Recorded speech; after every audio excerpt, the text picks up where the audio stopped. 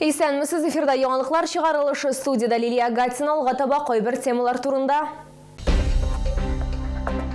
Аларны затырга туганнары, якыннары, шулай ук автокол мэры Наил Мәгъдиев та килде. Шолда мобилизацияләнүчеләрнең икенче төркемен Казанга заттылар. Тукталышта пенсионерны күрәләр һәм узып китәләр. Ташламага ия булучылар шолы маршрут автобуслары йөртүчеләргә шикаят белдерә.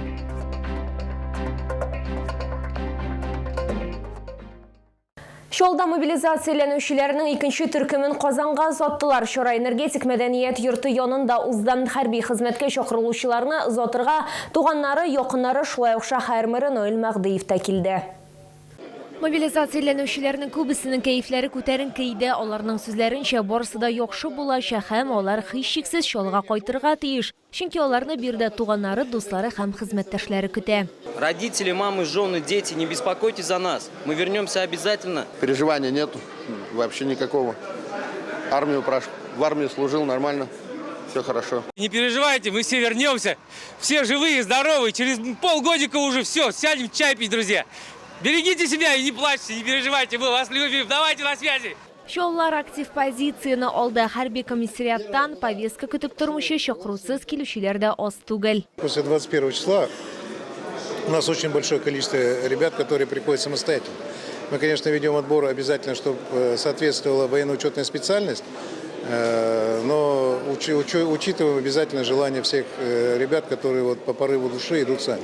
29 сентябрьдә Шолдан Казан җыелма пунктына 200-дән артык ир-егет җибәрелде. 30 сентябрьдә Комсомол һәм Тукай районнарыннан 130-дан артык мобилизацияләнүче озатылачак.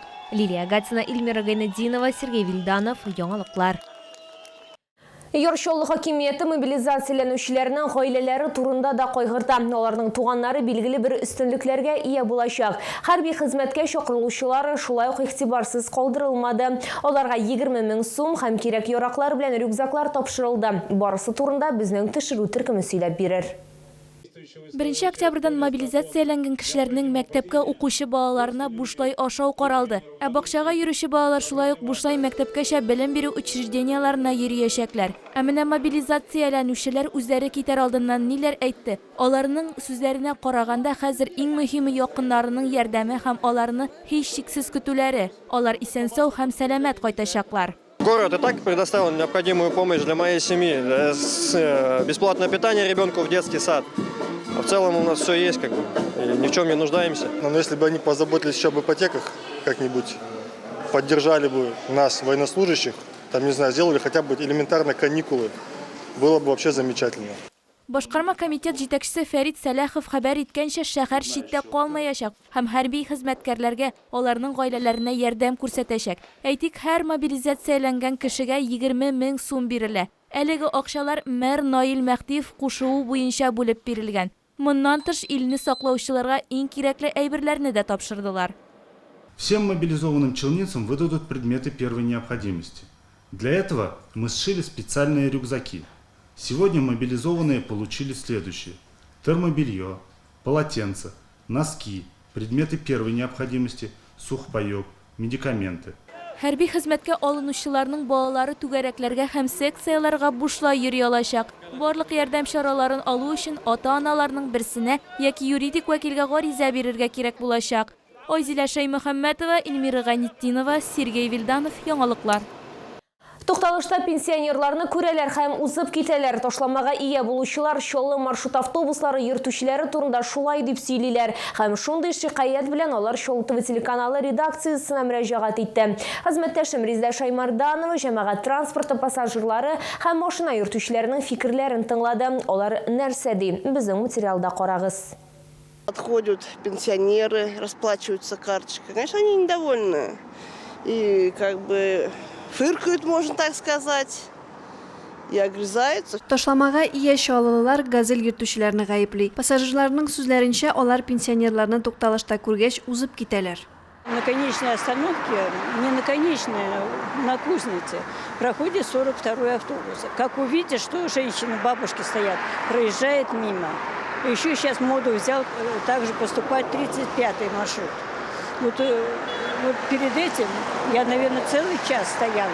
Мындай шикаят бер генә түгел. Чаллылар газель йөртүчеләрнең мондый мөнәсәбәтен социаль юл билеты, социаль яки банк картасы белән түләгән өчен дип белдерә. Карты расплачиваются и ученики, и как бы молодые люди. Они тоже недовольны этим. Потому что, как они говорят, нам эти деньги приходят через месяц только, и то не 27 рублей, а там чуть ли не 15 рублей им только приходит. Некоторые вообще высажу говорят. Как думаете, почему они так относятся? Ну, не знаю, частные, потому что извоз. Им выгодно, чтобы это были денежки. Әмма җәмәгать транспортын йөртүчеләрнең фикере башка. Пассажир ташучыларның сүзләренә караганда, алар һәркемгә бер үк дәрәҗәдә карыйлар. Кулдан акча түләгән кешеләргә дә, социаль яки банк картасы булган кешеләргә дә мөнәсәбәт бер төрле. Иң мөһиме, куян булып, акча түләмичә генә йөрмәсеннәр. Да нормально как.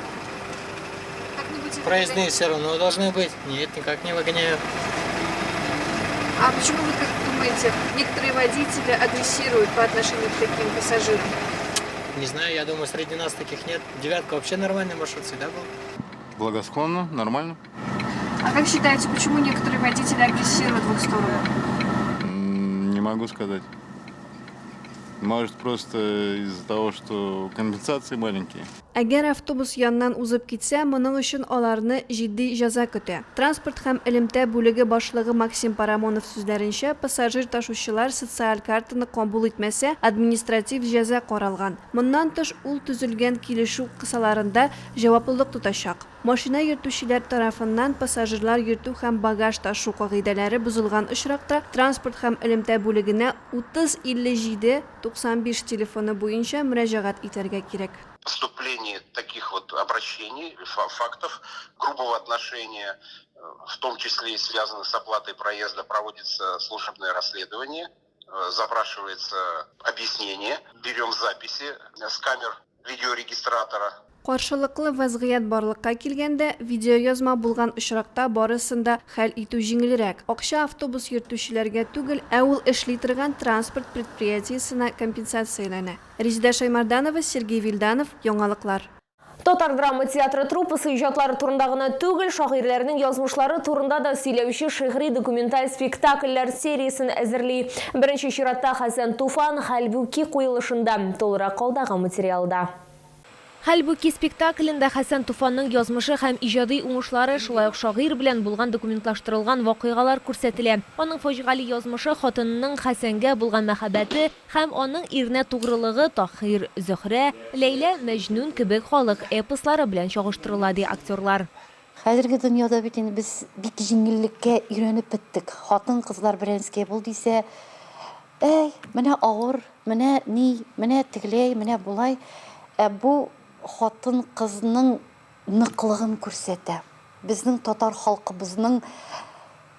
халкыбызда шундый хатын кызлар булган икән. Алар үз тормышын, бөтен илнең тормышын үз җилкәсенә алган хатын кызлар.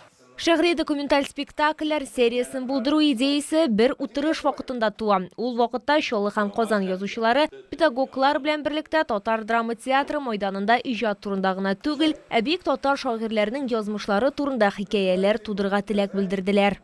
Спектакльдә Хәсән Туфанның иң популяр, иң җылы, иң символик шигырьләр яңгырачак. Шундый көчле энергия. Син хәтта Mana үзебез репетицияләрне үткәргәндә дә кайчакта үзең сизмәстән җылый да башлыйсың.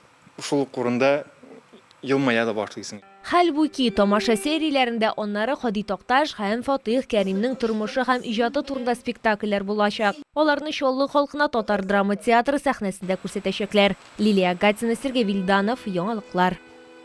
Бу сезгә ишеткерәсе соңгы мәгълүматыбыз иде. Мин Лилия Гатина сезнең белән сау булашам. Игътибарыгыз өчен рәхмәт.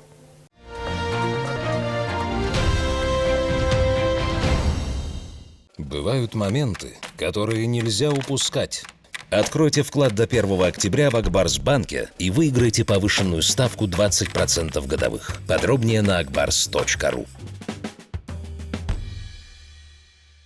Требуются уборщики и дворники. Зарплата 66 тысяч рублей. Телефон 8 916 598 64 90. Внимание, садоводы! С 27 сентября по 1 октября пройдет выставка-продажа от новосибирского питомника. В ассортименте новые сорта малины, крупноплодная клубника, низкорослые яблони, груши, чеснок на посадку и многое другое. Ждем вас с 10 до 18 часов в ВЦ «Экспокоманд».